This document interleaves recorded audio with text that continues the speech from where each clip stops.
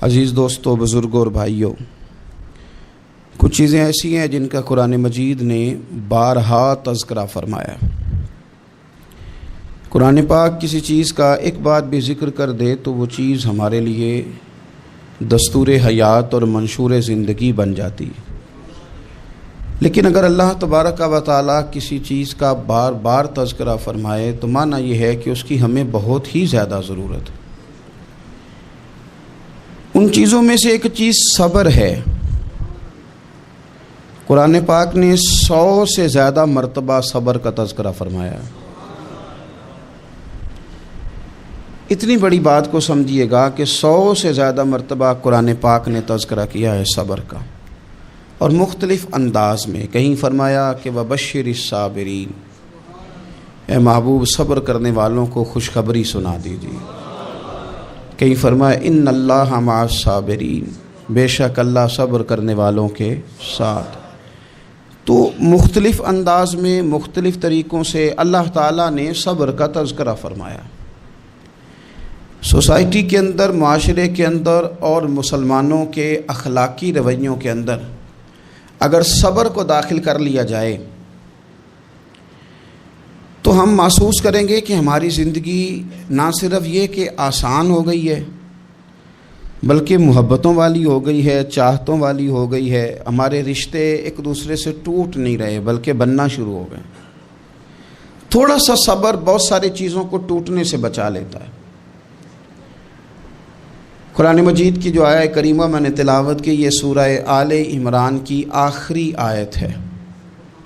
اللہ تعالیٰ نے فرمایا یا ایھا الذین آمنوا اصبروا وصابروا، اے ایمان والو صبر کرو، صابر بنو۔ اے ایمان والو صبر کرو اور صابر بنو۔ کیا مطلب؟ پہلے صبر کا مطلب یہ ہے کہ اگر تمہیں کوئی ذاتی تکلیف پہنچے تو اس پر صبر کرو۔ وصابروا، اس کا معنی یہ ہے کہ اگر دشمن کے مقابلے میں کسی اور کی طرف سے کوئی تکلیف آئے تو اس پر بھی صبر کرو۔ پھر فرمایا ورابطوا، اور ہمیشہ کمر بستہ رہو، اسلامی سرحدوں کے پہرے دار رہو۔ واتقوا اللہ، اللہ سے ڈرتے رہو۔ لعلکم تفلحون، اس امید پر کہ اللہ تمہیں کامیابی عطا فرما دے، تم فلاح پا جاؤ۔ یا ایھا الذین آمنوا اصبروا وصابروا، اے ایمان والو صبر کرو اور صابر بنو۔ صبر کرو، صابر رہو، یعنی جو ذاتی تکلیف آئے اس پر بھی صبر کرو۔ اور مصابرہ کا معنی سامنے سے آنے والی تکلیف، اگر بیماری آ گئی، کوئی پریشانی آ گئی، کہیں کوئی اپنا دنیا سے چلا گیا تو یہ ذاتی تکلیف ہے، اس پر بھی صبر کرنا۔ اور اگر اپنوں نے، بیگانوں نے کوئی تکلیف پہنچا دی، کوئی اذیت دے دی، وہ اذیت کئی صورتوں میں ہو سکتی ہے۔ تانا بھی ایک اذیت ہے، طنز بھی ایک اذیت ہے، کسی شخص کے بارے میں غلط کلمہ کہنا بھی ایک اذیت ہے، اور مقابلے میں کھڑے ہو جانا، لڑائی کرنا، یہ بھی ایک اذیت ہے۔ اس پر بھی صبر کرو۔ ورابطوا، اور اس طرح کرو کہ کمر بستہ رہو، جد و جہد کرتے رہو۔ واتقوا اللہ، اللہ سے ڈرو۔ لعلکم تفلحون، تاکہ تم کامیاب ہو جاؤ۔ صبر جب آپ کرتے ہیں نا اور صبر کا ارادہ کرتے ہیں تو اللہ تعالیٰ صبر کی توفیق بھی عطا فرماتا ہے۔ ہم نے یہ دیکھا ہے کہ ہمارے پاس نعمتوں کی کمی نہیں، ہمارے فریزر خوراک سے بھرے ہوئے ہیں، ہمارے دسترخوانوں پہ انواع و اقسام کی چیزیں چنی ہوئی ہیں، ہماری الماریوں میں کئی ہمارے لباس تیار شدہ لٹکے ہوئے ہیں، ہماری جیبوں میں ہماری ضرورت کا سرمایہ اللہ نے ہمیں دے دیا ہے۔ لیکن اس کے باوجود جو لوگ ایک دوسرے سے پیار نہیں کر پا رہے، جو ایک دوسرے کے قریب نہیں جا پا رہے، تو اس کی وجہ یہ ہے کہ صبر نہیں رہا، حوصلہ نہیں رہا، کسی چیز کو برداشت کرنا ہمارے مزاج کا حصہ ہی نہیں رہا۔ اور پھر چونکہ امت مسلمہ نے انقلاب برپا کرنا تھا، دنیا کو پیغام حق دینا تھا، اگر ان کے اندر حوصلہ ہی نہیں ہوگا، اگر انہیں صبر ہی نہیں کرنا آئے گا، استقامت ہی نہیں ہوگی، کہیں رکنا ہی نہیں آئے گا، تو یہ میدانوں کو سر کیسے کریں گے؟ کامیابیاں کیسے ان کا مقدر بنے گی؟ رمضان المبارک میں بھی ماحول یہ ہو کہ افطاری سے 1 گھنٹہ پہلے نظر پوری ٹک جائے گھڑی پہ، اور تھوڑا سا بھی صبر مشکل ہو. اور رمضان المبارک میں سحری کے وقت میں اگر دہی والی دکان پہ بھی جھگڑا ہی ہو رہا ہو اور شام کو سامان خریدنے میں بھی اگر بحث ہی ہو رہی ہو, تکرار ہو, جھگڑا ہو, تو پھر سیکھا کیا؟ پھر وہ جو ہمیں تربیت دی جا رہی تھی کہ ہم نے صبر کرنا ہے, تو پھر ہم نے اس میں حاصل کیا کیا؟ حدیث پاک سنیں گے, آپ کی طبیعت بڑی ٹھنڈی ہوگی. میرے نبی پاک صلی اللہ تعالیٰ علیہ وسلم ارشاد فرماتے ہیں کہ جو بندہ سوال سے بچنا چاہے گا, ارادہ کرے گا اللہ میں نے کسی سے نہیں مانگنا, فرمایا جو سوال سے بچنا چاہے گا رب اسے سوال سے بچا لے گا. اور جو لوگوں سے بے نیاز ہونا چاہے گا, کہے گا یا اللہ مجھے دنیا داروں کا محتاج نہ بنا, اپنی بارگاہ سے عطا فرما. جو لوگوں سے بے نیاز ہونا چاہے گا اللہ لوگوں سے بے نیاز کر دے گا. اور فرمایا جو صبر کا ارادہ کرے گا اللہ اسے صبر کی توفیق بھی عطا فرما دے گا. ارادہ تو کرے, پروگرام تو بنائے, توفیق تو اللہ دے گا. جو صبر کا ارادہ کرے گا اللہ صبر کی توفیق بھی عطا کر دے گا. اور حضور صلی اللہ تعالیٰ علیہ وسلم فرمانے لگے, یاد رکھو کسی بندے کو جو بہترین تحفہ دیا گیا ہے نا, اگر کسی کو کوئی بہترین عطیہ ملا ہے تو پھر اللہ تعالیٰ نے اسے صبر عطا فرمایا ہے. یہ بہترین تحفہ ہے, اس سے زندگی سنور جاتی ہے, اس سے انسان باوقار اور مطمئن ہو جاتا ہے, اس سے اس کے شب و روز آسانی سے بیتتے ہیں, وہ دنیا کی پک ڈنڈیوں سے آسانی سے گزر کے اللہ کی بارگاہ ہے عالی مرتبت میں سرخرو ہو کر حاضر ہو جاتا ہے. لیکن اگر بے حوصلہ ہو, صبر نہ ہو, پھر نقصان روز بروز بڑھتا ہے. اور پھر میرے رسول پاک صلی اللہ تعالیٰ علیہ وسلم ارشاد فرماتے ہیں کہ اصل بات یہ ہے کہ اللہ تعالیٰ نہ کسی بندے کا درجہ بلند کرنے کا ارادہ فرماتا ہے, لیکن اس کے اعمال اس طرح کے نہیں ہوتے کہ اس کا درجہ بلند کیا جائے. اب رب کیا کرتا ہے, اللہ تعالیٰ اس کو مال کی, جان کی, اولاد کی کسی مشکل میں ڈال دیتا ہے. اس مصیبت پر وہ بندہ صبر کرتا ہے تو اللہ تعالیٰ اس کا درجہ بلند فرما دیتا ہے. اعمال اس قابل نہیں تھے کہ درجات بلند ہوں, وہ اعمال کی بنیاد پر نہیں کر سکتا تھا تو اللہ نے کسی مشکل میں ڈال کے نا اپنے فضل سے درجہ بلند کر دیا. اب جو راہ طریقت کا مسافر تھا, جو سلوک کی منازل طے کر رہا تھا, جو اللہ رسول کے قریب جانے چاہ رہا تھا, اس کے لیے کتنی آسانی ہو گئی کہ مجاہدہ تو زیادہ نہ کر سکا, کثرت سے نفلی صوم و صلات کا بندوبست تو نہ کر سکا, تھوڑا سا صبر کیا, رب نے اپنا اور اپنے محبوب کا قرب عطا فرما دیا. تو یہ تو آپ صبر کرنے کے لیے جب نکلے ہیں تو آپ نے تو رب رسول کو پا لیا. یہ صبر تو وہ والا سفر ہے جس کی جو منزل ہے وہ اللہ رسول کا قرب ہے. تو ہم لوگ تھوڑی تھوڑی باتوں میں حوصلہ ہار جاتے ہیں, صبر چھوڑ جاتے ہیں, پریشانی بڑھ جاتی ہے. پتہ نہیں ایسے محسوس ہوتا ہے کہ جیسے یہی بندہ دنیا کا سب سے دکھی بندہ ہے. تو ایک تو یہ کہ ذاتی حیثیت سے صبر کرے, ایک یہ کہ پھر دشمن کا جب مقابلہ ہو, آمن نصبرو و صابرو, آپ کا جب مقابلہ سامنے کسی کے ساتھ ہو تو پھر تیر, تلواریں, اسلحہ, بندوقیں یہ نہیں زیادہ لڑتی. میدانوں میں حوصلے لڑتے ہیں, میدانوں میں صبر لڑتا ہے, میدانوں کے اندر توانائیاں لڑتی ہیں. میدان کربلا کے اندر کوئی مقابلہ نہیں تھا تیر کا تیر کے ساتھ, تلوار کا تلوار کے ساتھ کوئی مقابلہ نہیں تھا. میدان کربلا کے اندر ظلم کا صبر سے مقابلہ تھا. فتح کے ڈنکے یزید نے بجائے تھے, جشن ابن زیاد نے منایا تھا, لیکن قیامت تک اللہ نے جو فتح عطا فرمائی ہے تو وہ حسین ابن علی کے صبر کو عطا فرمائی. وہ سیدنا امام علی مقام کے صبر کو ملی. عزیز بھائی, صبر ہی ہمیشہ فاتح ہوتا ہے, صبر ہی جیتا کرتا ہے, صبر ہی کامیابیاں دیتا ہے. نتیجے صبر کے نکلتے ہیں, صبر کے حوصلے کے نتیجے ہوتے ہیں. ہماری جلد بازی ہمیں شکست خوردہ کر دے گی, ہمارا حوصلہ نہ ہونا ہمیں ہرا دے گا.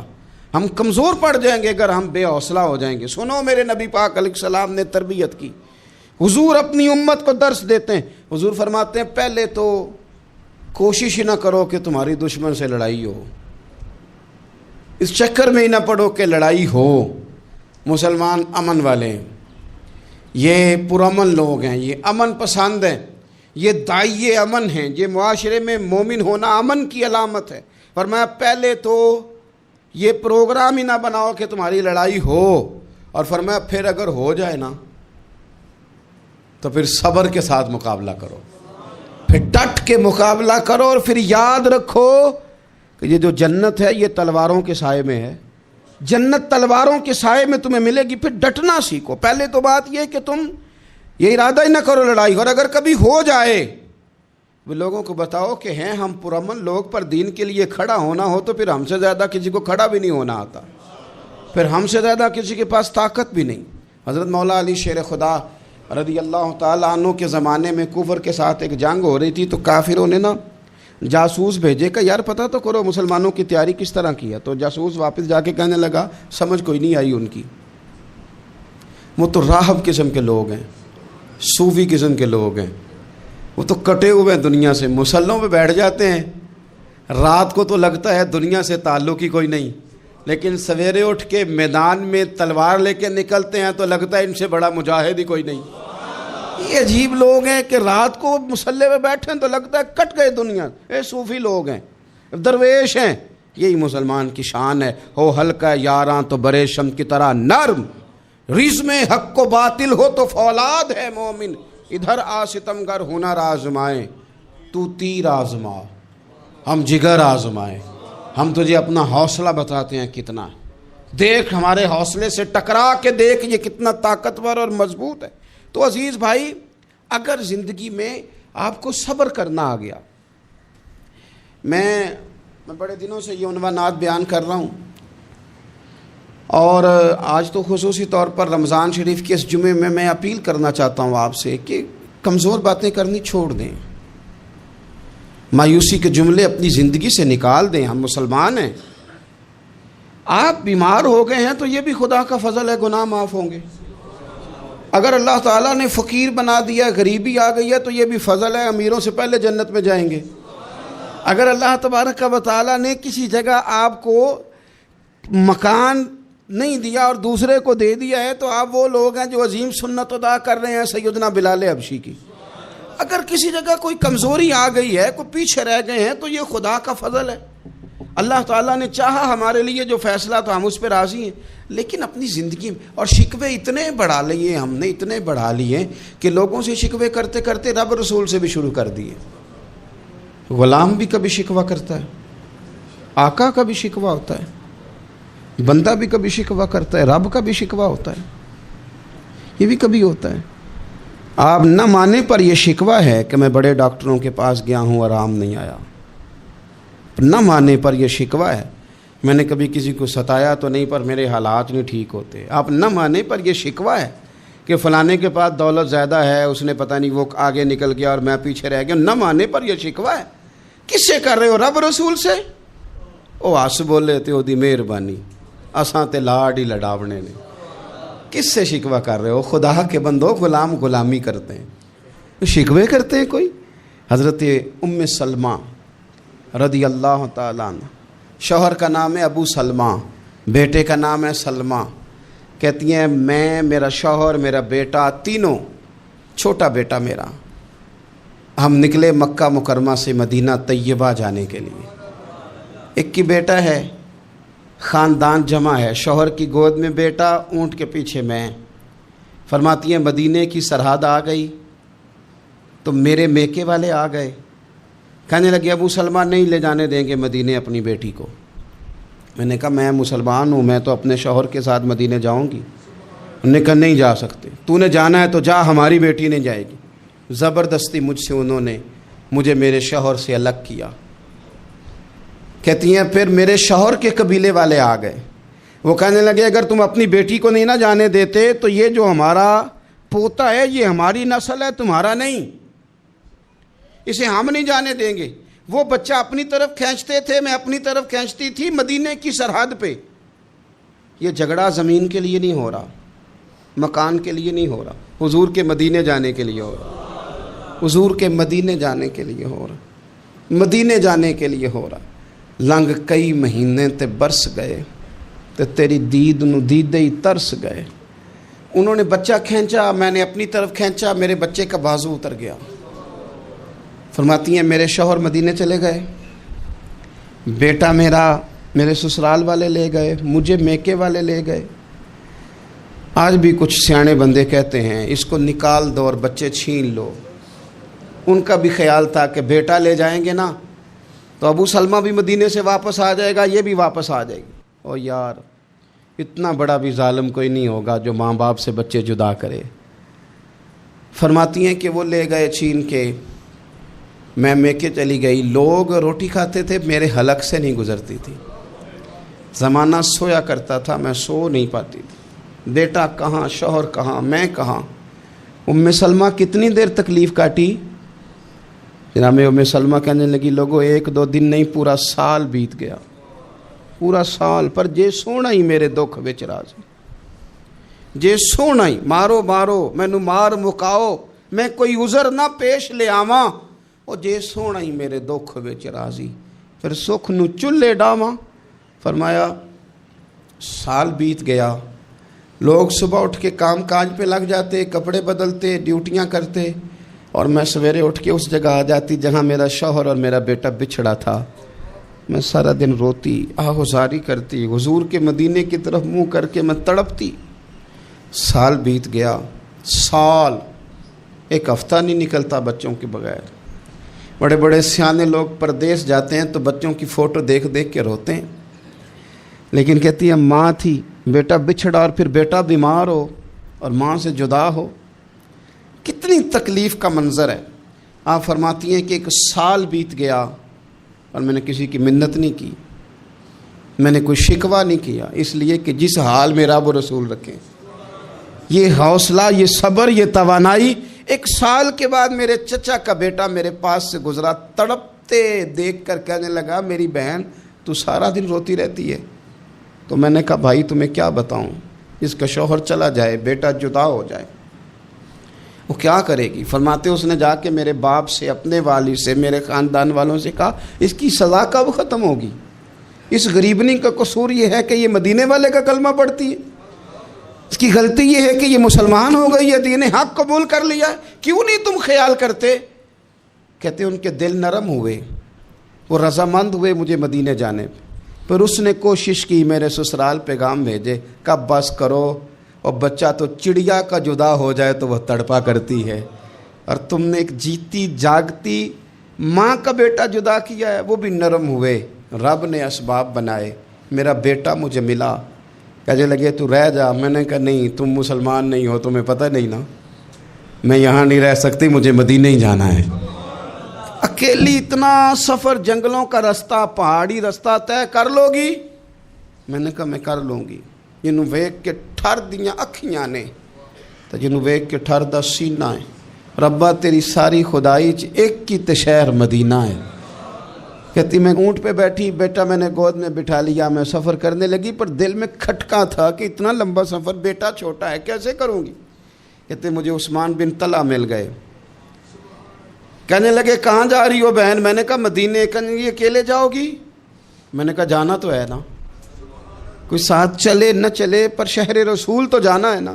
آپ فرماتی ہیں میں نے عثمان بن طلحہ سے نیک بندہ کوئی نہیں دیکھا، میرے اونٹ کی لگام تھام لی۔ جب مجھے اونٹ پہ بٹھاتے تھے نا، اونٹ بٹھا کے چلے جاتے تھے، میں بیٹھ جاتی تھی تو آ کے لگام تھامتے تھے۔ جب کہیں مجھے اتارتے تھے تو اونٹ بٹھا کے چلے جاتے تھے، میں اتر جاتی تھی تو اونٹ کو باندھتے تھے۔ سونا ہوتا تھا تو اونٹ بٹھا دیتے، میں اتر جاتی، وہ دور جا کے لیٹ جاتے۔ فرماتی تھی پھر میرے لیے میرے رب نے اسباب پیدا کیے اور میں مدینہ پہنچی، میں شوہر سے ملی، اور لوگوں میرے نصیب دیکھو، میں رہنے کہاں لگی؟ حضور کے مدینے میں، شہر رسول میں، شہر رہ پائے نظر ہوش میں آ، یہ کوہ نبی ہے، میں حضور کے حرم کی زمین اور قدم رکھ کے چلنا۔ ارے سر کا موقع ہے او جانے والے، مدینے کے خطے خدا تجھ کو رکھے، غریبوں فقیروں کے ٹھہرانے والے۔ کہتی ہے میں وہاں بسنے لگی۔ آپ فرماتی ہیں مسلمانوں شاید مجھ سے زیادہ تکلیف کسی نے نہ سہی ہو، پر دیکھو 1 سال پورا میں تکلیف میں رہی، اور جب میرا صبر سال کو پہنچا، صبر کی عمر 1 سال ہوئی، تو پھر رب نے بندوبست کیا، پھر میرے گھر والے بھی نرم ہو گئے, سسرال والے بھی نرم ہو گئے, رب نے میرے آنے جانے کے لیے ایک بندے کا بندوبست بھی فرما دیا, پھر میرا شوہر تک بھی میں پہنچ گئی, مجھے مدینہ الرسول بھی نصیب ہوا. 1 سال میں نے صبر کیا تھا, رب نے مجھے مستقل مدینے کا ٹھکانہ عطا فرما دیا. لیکن جو بندہ صبر ہی نہ کر پائے, جو صبر ہی نہ, جو کہ جی بڑی دور سے آیا ہوں, بڑی دیر ہو گئی, بڑا ٹائم ہو گیا, کب جا کے مسئلہ حل ہوگا, وہ جو آپ نے بتایا تھا وہ تعویذ کب اثر کرے گا, وہ دعا کب قبول ہوگی, وہ فلانا معاملہ کب, بھئی یہ ڈیٹ تو آپ کو رب رسول ہی دے سکتے ہیں. بندہ تو کوئی اطلاع ہی دے گا, پیغام ہی دے گا, دعا ہی کرے گا. اگر زندگی میں حوصلہ ہی نہیں ہوگا, اگر آپ کو یہ قرار ہی نہیں آئے گا, ٹھہرنا ہی نہیں آئے گا کسی میدان میں. دیکھیں کچھ ایسی اذیتیں ہوتی ہیں جو اذیت ناک ہوتی ہیں, لیکن اگر غلامی میں آ جائے نا آپ, تو وہ اذیت ناک نہیں ہوتی, اس چبھن میں مزہ آنے لگتا ہے. کئی درد بھی مزیدار ہوتے ہیں, کئی درد بھی, کبھی زخم ٹھیک ہونے پہ آ جائے نا تو اسے چھیڑو تو مزہ آتا ہے, اس لیے کہ کچھ درد بھی مزیدار ہوتے ہیں. آتش سے کسی نے کہا تو روتا بڑا ہے, اس نے کہا محبوب کی یاد میں تڑپتا ہوں, ابھی تو ایک دل ہے, میرے تو خواہش تھی کبھی 2 ہوتے نا تو صحیح کر کے تڑپتا. رب نے دل ایک بنایا, کہتا وہ مزہ دیا ہے تڑپ نے کہ میری آرزو ہے یا رب, میرے دونوں پہلوؤں میں دل بے قرار ہوتا. درد میں بھی مزہ ہے, پر شرط یہ ہے کہ لوگ درد میں بھی جینا سیکھیں. ہم نہ آرام میں جینا چاہتے ہیں, پنکھے کے نیچے جینا چاہتے ہیں. کاش کہ ہمیں صحرا میں بھی نیند کا مزہ لینے کا طریقہ آئے, پھر زندگی کے سارے راستے آسان ہیں, پھر اقرار بھی مشکل نہیں. لیکن چونکہ حوصلہ نہیں, صبر نہیں, وہ والا قرار نہیں جو ایک مسلمان سے رب رسول کا مطالبہ ہے. حدیبیہ کے موقع پہ نا نبی پاک صلی اللہ علیہ وسلم نے جو شرطیں کافروں کے ساتھ طے کی تھی نا, حضور نے نور بصیرت سے کی تھی نا, تو انہی شرطوں نے پھر فتح کے باب کھول دیے. ان فتحنا لک فتحا مبینا. ایک شرط یہ تھی کہ اگر کوئی مسلمان مدینے سے مکے آئے گا تو مکے والے واپس نہیں کریں گے, رکھ لیں گے. پھر غور کریں, کوئی مسلمان اگر مدینے سے مکے آئے گا تو مکے والے واپس نہیں کریں گے, اور اگر کوئی بندہ مسلمان اپنے آقا کی مرضی کے بغیر مسلمان ہو جائے اور وہاں سے وہ مدینے آئے گا تو حضور پناہ نہیں دیں گے. تو میرے بھائی, محبوب کی طرف سے آنے والا نا صرف سوکھ ہی نہیں قبول کرنا چاہیے, دکھ بھی قبول کرنا چاہیے, دکھ بھی قبول کرنا چاہیے. ہمارا یہ مسئلہ ہے کہ ہم نہ میٹھی میٹھی کے قائل ہیں, کڑوی کڑوی کے قائل نہیں. اگر وہ کبھی دکھ دے نا تو محبوب کا دکھ بھی سکھ سمجھ کے قبول کرو. ہاں اس کی طرف سے کانٹا ہے کبھی تو اسے پھول سمجھ کے قبول کرو, وہ چبھے گا نہیں, انشاءاللہ مزہ ہی دے گا, وہ قبول تو کرو نا. تو اب حضرت ابو بصیر رضی اللہ تعالیٰ عنہ ایک صحابی تھے, ایک تو حضرت ابو جندل رضی اللہ تعالیٰ عنہ تھے نا, تو وہ تو حدیبیہ میں آ گئے. حضور مجھے لے جائیں, تو نبی پاک نے فرمایا میں نے وعدہ کر لیا ہے, ان کو بھی حضور نے واپس بھیج دیا. اور یہ بیچارے نا اپنے آقا کی جیل توڑ کے مکے سے بھاگ کے مدینے آئے.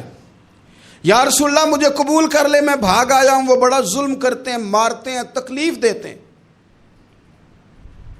وہ آئے تو ادھر سے نا اس کے مالک نے 1-2 بندے بھی بھیج دیے رکا دے کے کہ یا رسول اللہ آپ کا تو وعدہ تھا کہ آپ بندہ رکھیں گے نہیں. یہ آئے اور رکا بھی آ گیا. اب ذرا منظر کو سمجھیں. ہمارا تو یہ مسئلہ ہے کہ کہتے ہیں کہ میری 99 باتیں مانی ہیں, ایک نہیں مانی, لہذا میرا تعلق ہی کوئی نہیں. لیکن یہاں کیا کیفیت ہے, بندہ رو رہا ہے, تڑپ رہا ہے, حضور میں مار سے بچتا ہوا آیا ہوں, جیل توڑ کے آیا ہوں, مجھے قبول کر لیں. ادھر رکا آ گیا کہ آپ کا وعدہ تھا رکھیں گے نہیں. اب یہ کتنا مشکل مسئلہ ہے. لیکن رسول پاک علیہ الصلاۃ والسلام نے فرمایا ابو بصیر میں نے وعدہ کیا یار تجھے واپس جانا پڑے گا. ہوئے ہوئے ہوئے. لوگ تو کہتے ہیں نا کہ وہ پیر صاحب نے کہا تھا تو میرا کام نہیں ہوا, لہذا میری بیعت ہی گئی, چھٹی ہو گئی. ماحول ہی بڑا عجیب ہے. حضور نے فرمایا واپس جا, لیکن جے کر یار دے نام دا ملے مینا, پھر انہوں چولی پا لئیے مینے نو پنجے سٹیے نا. جے کر یار دے نام دا, سامنے والے نے تانا سمجھ کے دیا تھا پر یار کے نام کا تھا نا. اس نے کہا لا صحیح, سونے کے نام کا ہے نا, تانا ہوا تو کیا ہوا. جے کر یار دے نام دا ملے مینا, انہوں چولی پا لئیے پنجے سٹیے نا. تے جے کر یار دے نام دی ملے سولی، پھر جھوٹا جھوٹ لئیے تے پیچھا ہٹیے نہ، جھوٹا جھوٹ لئیے۔ اب لکھنے والے کا بھی اپنا انداز ہے نا، کہتے ہیں یہ بھی میرے لیے جھولا ہی ہے، یہ بھی آرام کی جگہ ہی ہے، جھوٹا جھوٹ لئیے تے پیچھا ہٹیے نہ۔ حضرت ابو بصیر رضی اللہ تعالیٰ عنہ سے حضور نے فرمایا واپس جانا ہے، کہ سونیا ٹھیک ہے، کوئی شکوہ نہیں، کوئی گلہ نہیں، یہ بھی میرے محبوب کا حکم ہی ہے۔ اور کیا بات ہے، میرے نبی وعدوں کے پکے ہیں، کیا بات ہے، حضور نے جو کہا کر کے دکھایا۔ کہتے ہیں میں واپس جا رہا تھا، ایک دو بندے ساتھ تھے، جب مدینے کی حد گزر گئی نا، حضور نے تو کہا تھا نا مدینے میں پناہ نہیں دینی، تو میں نے اس سے کہا یار تلوار بڑی سونی ہے، ذرا دکھانا۔ اس نے دکھائی تو ایک کی میں نے گردن کاٹ دی، دوسرا ویسے ہی بھاگ گیا، اور بھاگ کے حضور کے پاس آیا، جو اس نے تو مار دیا ہے۔ تو سرکار فرمانے لگے میں نے تو وعدہ پورا کیا تھا نا، تم سے نہیں سنبھالا گیا تو معاملہ تمہارا ہے۔ اب حضرت ابو بصیر رضی اللہ تعالیٰ عنہ واپس آئے، عرض کی حضور اب میرے لیے کیا حکم ہے؟ حضور نے فرمایا میاں حکم وہی ہے، مدینے میں ہم نہیں رکھ سکتے، تم مدینے میں صحابہ تھے نا، حضور کی باتوں سے خوشبو لیتے تھے، مدینے میں نہیں رکھ سکتے۔ حضرت ابو بصیر کہتے ہیں میں مدینے کی سرحد سے نکل گیا، اس جگہ چلا گیا جو نہ مکے کی ریاست میں تھا نہ مدینے کی، ایک مقام ایس تھا جہاں میٹھے پانی کے کنویں تھے، وہاں رہنے لگا۔ حضرت ابو جندل کو پتہ چلا کہ ایک نیا ٹھکانہ بن گیا، وہ بھی جیل توڑ کے آ گئے، 70 بندے آ گئے، وہاں سے قافلے گزرتے تھے کافروں کے، یہ بھی مسلمانوں کو تنگ کرتے تھے، اگر مکے سے کوئی قافلہ گزرتا تھا تو ہم نے بھی ان کو پکڑا، کافر کا مال مال غنیمت اسباب بن گیا۔ اور وہ جب قافلہ لے کے آتے تھے تو ڈرے ہوتے تھے، اور ان کو تو ستایا تھا نا، کہتے ہمیں ستایا بڑا تھا، ہم تو انقلابی بن گئے تھے، ہم تو رکھ لیتے نا، بڑی منت کرتے، بڑی جان مشکل سے چھڑاتے، 70 بندے ہو گئے، پھر 300 ہو گئے۔ تب وہ بصیر کہتے ہیں دنیا مدینے جاتی تھی لیکن ہم تڑپتے تھے، ہم تڑپتے تھے، روت لنگ گئی ہے پھر باہر آندی تے اج چٹھیاں مدینے آئیاں نہیں، ہم تڑپتے تھے کہ یار کوئی موقع ملے، روز رات کو روتے تڑپتے۔ 300 انقلابیوں کا جتھا صبر سے بیٹھا ہے مدینے کی سرحد پہ، اندر آنے کی اجازت نہیں، پر غلامی میں روز اضافہ ہو رہا ہے۔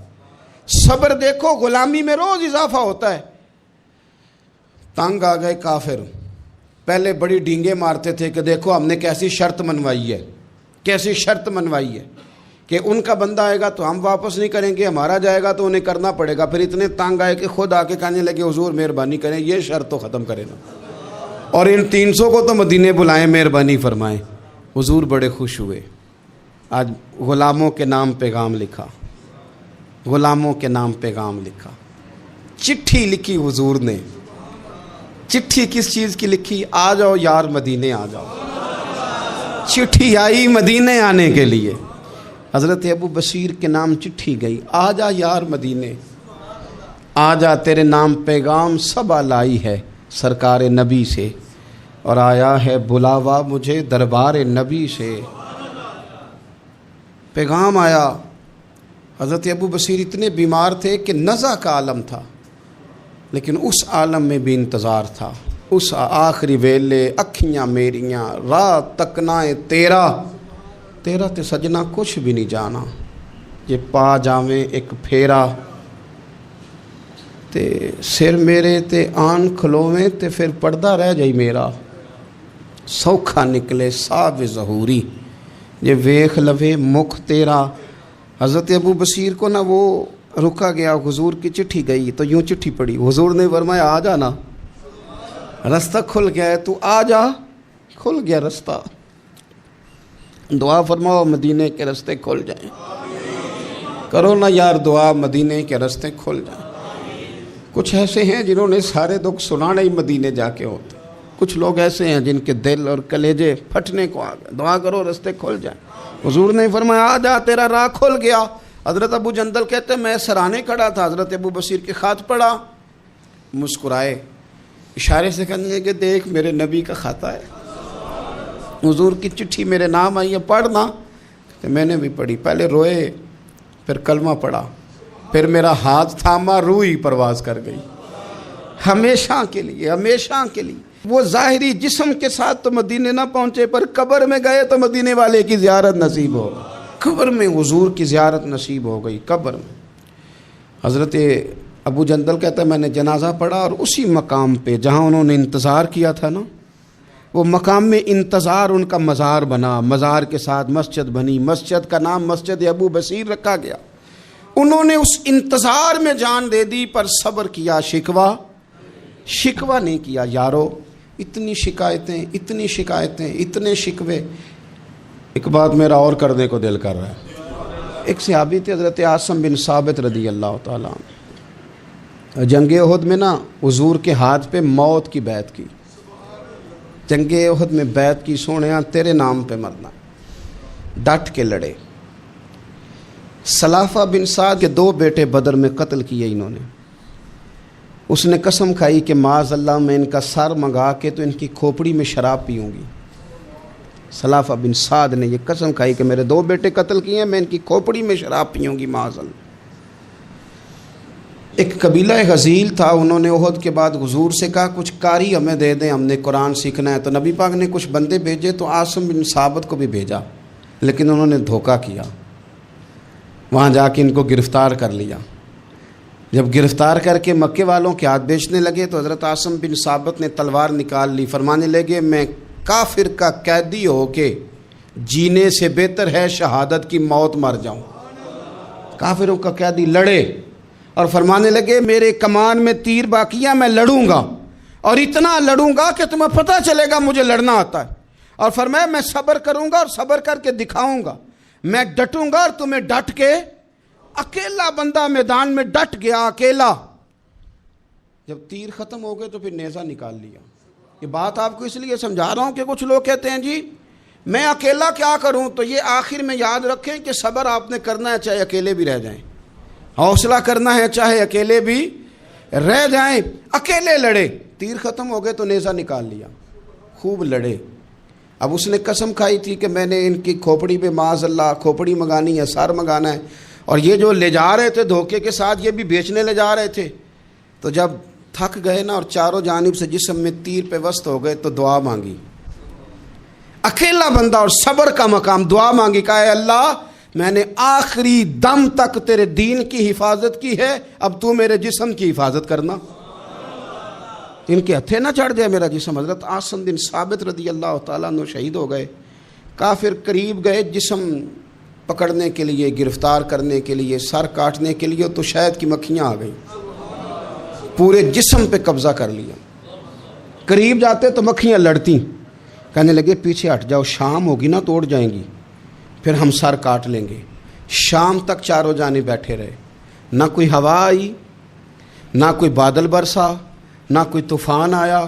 شام کو انہوں نے اٹھانا تھا، ایک ریلا آیا پانی کا، اور جناب عاصم بن ثابت کی لاش مبارک کو بہا کے لے گیا۔